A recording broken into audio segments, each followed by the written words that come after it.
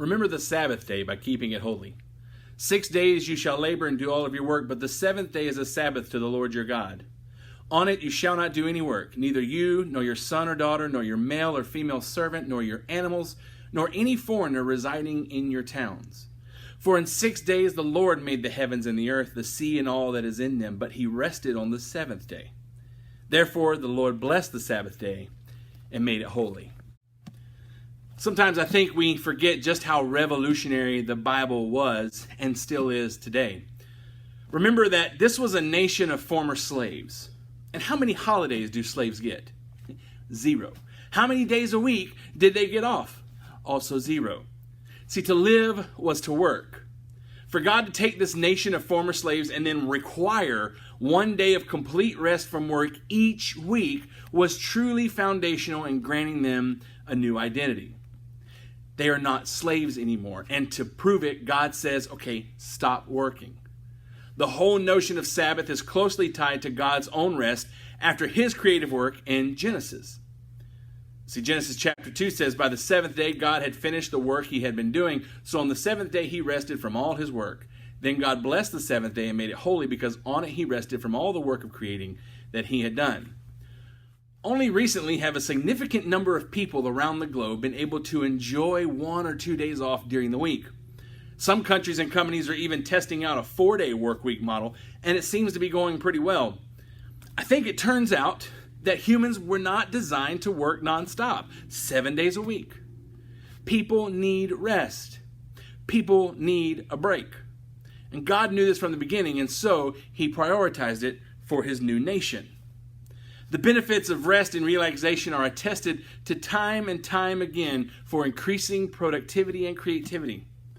See, we're more efficient and effective when we're well rested and not overly burdened. So why was Jesus always fighting against the Sabbath? 7 different times in the Gospels we find Jesus performing miracles, mostly healings, on the Sabbath. And this upset the religious leaders to no end. In fact, this is one of the main reasons they wanted to kill him. I think this one verse reveals a lot about their hearts. Indignant because Jesus had healed on the Sabbath, the synagogue leader said to the people, there are 6 days for work.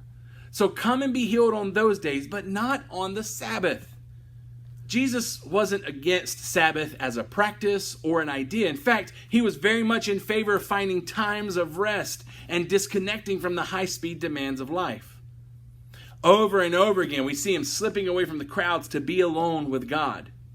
See, his problem with Sabbath was that the religious leaders were making it more of a burden than a release of burdens.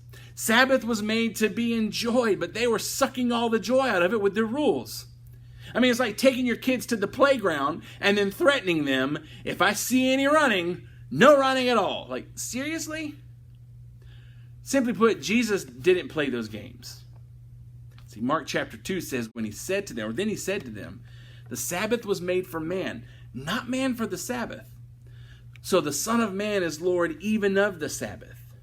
We were not made to follow an extreme no-work regimen either. Man was not created solely to follow the Sabbath laws, but rather God created the Sabbath to be a relief to us. The problem came from all the rules and restrictions around the Sabbath, making it more of a burden. When resting is stressful, then something is wrong. Our rest is not found in observing a bunch of rules and regulations and guidelines. Rest is found in following Jesus. As Augustine said, you have made us for yourself, O Lord, and our heart is restless until it rests in you. Jesus puts it even better when he says, come to me, all you who are weary and burdened, and I will give you rest.